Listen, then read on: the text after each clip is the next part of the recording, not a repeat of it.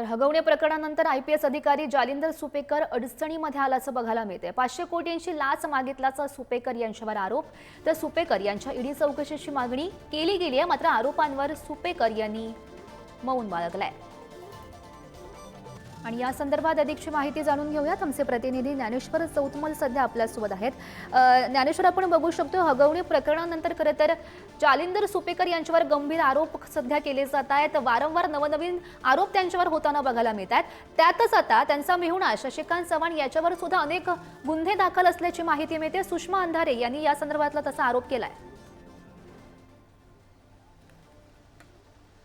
या सगळ्या प्रकरणाच्या संदर्भानं हगवणे प्रकरण जेव्हा पुढे आलं तेव्हा सगळ्यात महत्त्वाचं नाव यात आलं ते जालिंदर सुपेकरांचं। जालिंदर सुपेकर हे वरिष्ठ पोलीस अधिकारी होते, अर्थात त्यांची तडकाफडकी बदली देखील करण्यात आली, त्यांच्याकडचा पदभार देखील कमी करण्यात आला। या सगळ्या प्रकरणात जर आपण बघितलं असेल तर सुरुवातीपासून विजय कुंभार असतील, सुरेश धस असतील, अंजनी दमानिया असतील, या सगळ्याच नेत्यांनी आणि आज त्यात सुषमा अंधारे यांनी देखील जालिंदर सुपेकर यांच्यावरती गंभीर आरोप केलेले आहेत। 1-2 कोटी नाही तर 300 कोटी, 500 कोटी, 550 कोटी अशा स्वरूपाच्या ज्या रकमा आहेत त्या जालिंदर सुपेकरांनी मागितल्या, अशा पद्धतीचे आरोप जालिंदर सुपेकरांवरती झाले। उपमुख्यमंत्री अजित पवार यांनी देखील वरिष्ठ पोलीस अधिकारी जालिंदर सुपेकरांच्या चौकशीचे आदेश दिलेले होते। या सगळ्याच्या दरम्यान हगवणे प्रकरणात जेव्हा जालिंदर सुपेकरांचं नाव समोर आलं त्यात आणखी त्यांचे असलेले जवळचे नातेवाईक हे देखील यात अडचणीत येण्याची शक्यता दाट आहे, कारण तशा प्रकारचे जे पुरावे आहेत ते पोलीस चौकशीच्या दरम्यान पोलिसांना सापडतायत। आणखी या सगळ्या प्रकरणाच्या संदर्भात सुपेकरांचा पाय किती खोलात जातो हे पाहावं लागेल। आज जेव्हा माध्यमांनी जालिंदर सुपेकरांना प्रश्न विचारण्याचा, अर्थात हे जे सगळे आरोप त्यांच्यावरती होत आहेत त्यावर खुलासा करण्याचा, विचारण्याचा प्रयत्न केला तेव्हा मात्र जालिंदर सुपेकरांनी मौन बाळगलं। अर्थात जालिंदर सुपेकरांनी बाळगलेलं हे मौन बरंच काही सांगून जातं।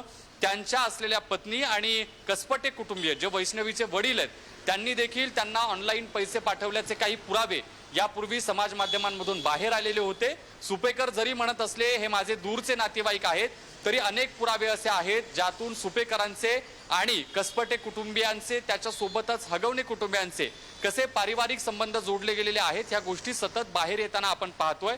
या सगळ्या प्रकरणाच्या संदर्भानं खुलासा करण्याचा, त्यांना विचारण्याचा प्रयत्न देखील झाला, मात्र सुपेकरांनी याला उत्तर देण्याचं टाळलेलं आहे। आपण जर बघितलं असेल तर आमदार सुरेश धस यांनी देखील गंभीर स्वरूपाचे जे आरोप आहेत ते जालिंदर सुपेकर यांच्यावरती केलेले आहे। इतकंच नाही तर राजू शेट्टींनी देखील या सगळ्या प्रकरणाच्या संदर्भानं सुपेकरांना काही प्रश्न विचारले ज्याची उत्तरं अजूनही येणं अपेक्षित आहे, पण ती आलेली नाही। या सगळ्या प्रकरणात या सगळ्या आरोपांमुळे जालिंदर सुपेकर यांचा पाय आणखीनच खोलात जाण्याची शक्यता सध्या दिसते, तसे चिन्ह दिसतात। धन्यवाद दिलेल्या सविस्तर माहितीसाठी।